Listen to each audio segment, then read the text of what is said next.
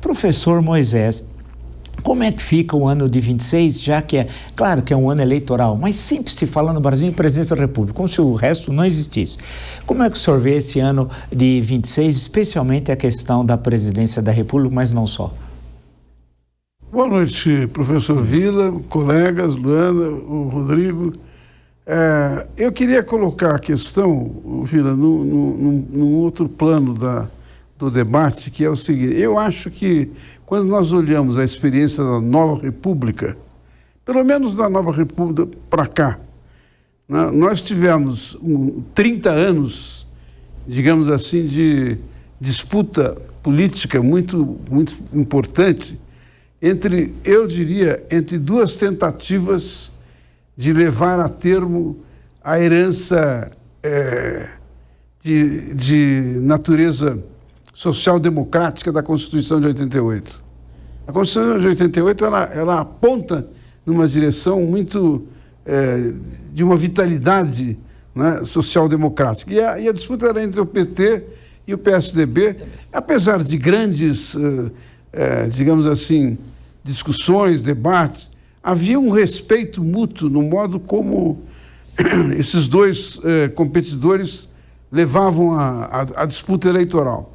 Eu acho que nós estamos vivendo no Brasil, de um ponto de vista histórico mais longo, e você, historiador, pode interpretar bem isso, nós estamos vivendo um período histórico de uma transição, no sentido de que a direita, que com o fim do golpe de Estado, do regime militar, tinha ficado, de certa maneira, recolhida, porque a força, o impacto era muito grande das forças democráticas, e a direita tinha uma certa vergonha de se constituir com clareza. Agora, ao contrário, não é?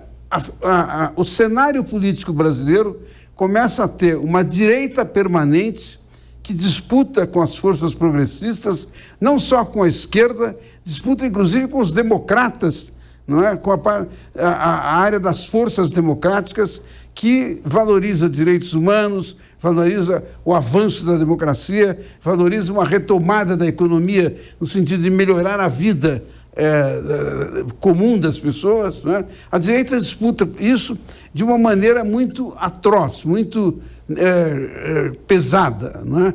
E, de certa forma, isso está colocado para a conjuntura eleitoral que vai ocorrer em 2026. Quer dizer, as forças representando essa direita ganharam a eleição de 2018, depois o Bolsonaro e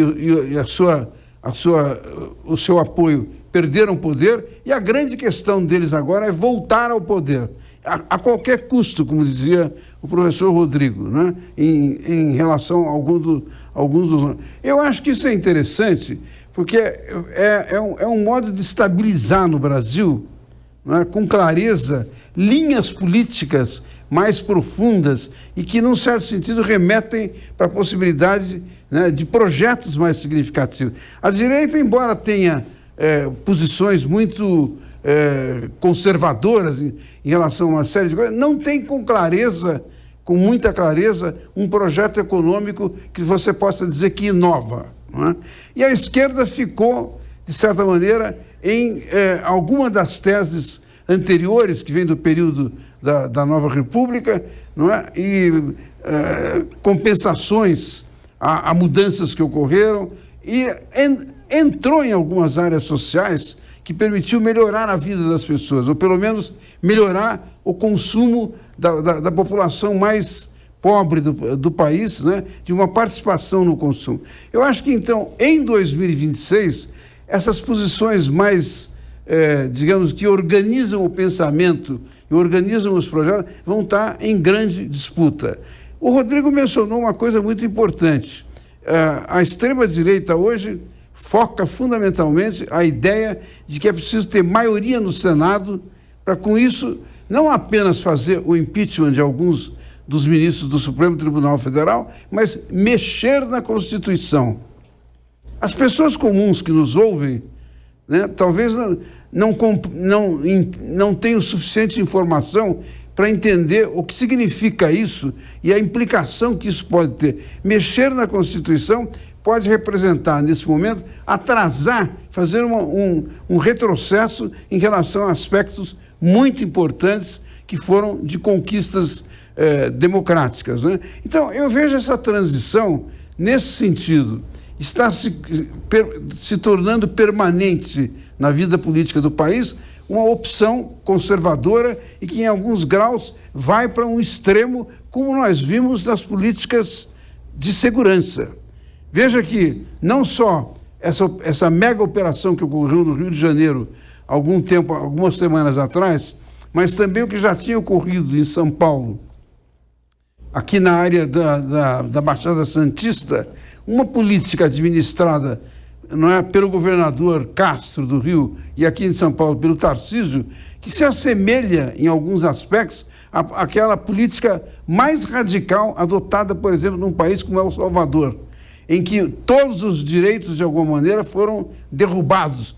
E o presidente tem muito prestígio porque, num certo sentido, controlou o crime de tal modo que não tem... as pessoas não foram sequer julgadas e algumas vezes foram mortas nos cárceres, né? Então, eu penso que esse debate que leva a questões tão fundamentais vai estar muito presente na campanha de 2026, né?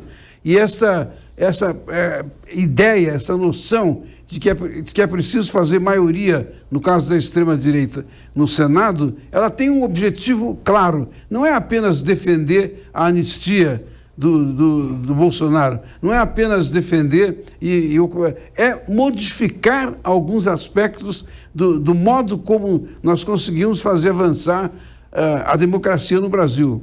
Ela não está inteiramente consolidada, mas ela avançou muito. E mesmo em outros programas que nós participamos com você, críticas que nós fizemos ao Supremo Tribunal Federal não retira em nada a importância da Suprema Corte, que, todavia, com uma maioria no Senado da extrema-direita, pode estar em questão, não é? Então, eu penso que essa transição que eu vejo é do estabelecimento de uma maneira mais permanente no Brasil, de uma força conservadora, que às vezes tem essa radicalidade que nós vimos em alguns casos, e, de certa forma, a necessidade do outro campo, do campo progressista, se renovar. Aqui eu voltaria a programas que você fez, em que eu ouvi o debate e vi colegas, inclusive como os que estão aqui hoje, chamando a atenção para uma coisa muito importante, não é? Embora o eleitorado brasileiro não esteja totalmente polarizado, quer dizer, o eleitorado brasileiro não está dividido só entre a posição de extrema-direita e da esquerda. Há, de certo modo, um conjunto moderado de eleitores de que querem uma outra solução, não é? Significa que será necessário, nessa transição, a emergência, não é, de novas lideranças. Esse é um problema no Brasil muito difícil de resolver, não é? Os partidos não assumem bem essa função de formar líderes, abrir as portas para os mais jovens que querem entrar na política e, de alguma maneira, oferecer a possibilidade de uma mudança. Então, esse é um tema que eu penso que será muito central nas eleições de 2026, porque provavelmente, não é, nós vamos ficar de novo divididos entre esses dois polos. Eu não tenho segurança de que haverá tempo e haverá suficiente elementos novos para emergir uma liderança, digamos, de centro-democrática, capaz de disputar com os bolsonaristas e com o Lula. Quer dizer, 2026 pode ter essa chance, não é? Mas não está claro, nós não temos suficiente informação ainda para ver emergir nessa transição que eu estou procurando descrever, uma força democrática nova de centro que tenha conteúdo, que tenha capacidade de projetar o país para o futuro e, ao mesmo tempo, enfrentar os dois polos, com a crítica necessária a fazer aos dois polos. Vila, eu até diria o seguinte, num certo sentido, a crise que nós estamos vivendo é um pouco a crise de paradigmas universal. Quer dizer, nos anos, com a queda do Muro de Berlim, né, um dos paradigmas importantes de mudança e de criação do novo homem, ali, junto com o muro, caiu. E a esquerda ficou um pouco sem, a esquerda mundial, né, ficou um pouco sem um novo, digamos assim, um novo rumo, né, que em última análise significa como conviver com o capitalismo. Né? Agora, outro paradigma supostamente vencedor, que em algum momento Fukuyama imaginou que o filósofo norte-americano, não é, que era a grande mudança e que a história parava ali porque o liberalismo tinha ganho, não levou em conta que há uma crítica muito forte, há uma crise muito forte em toda a concepção do liberalismo, que vem desde o iluminismo, não é? Que é o tema da representação. Se as pessoas sentem que não estão representadas, sentem que não fazem parte do processo, sentem que são marginalizadas, elas ficam contra a política. E muitas vezes, ao ficarem contra a política, aceitam soluções autoritárias, autocráticas, como nós vimos ocorrer nesses últimos anos, 24, 25, nós vimos emergir esses padrões que não são nada democráticos. Não é? Quer dizer, há um desafio para os democratas e para a sociedade se quiser manter a democracia.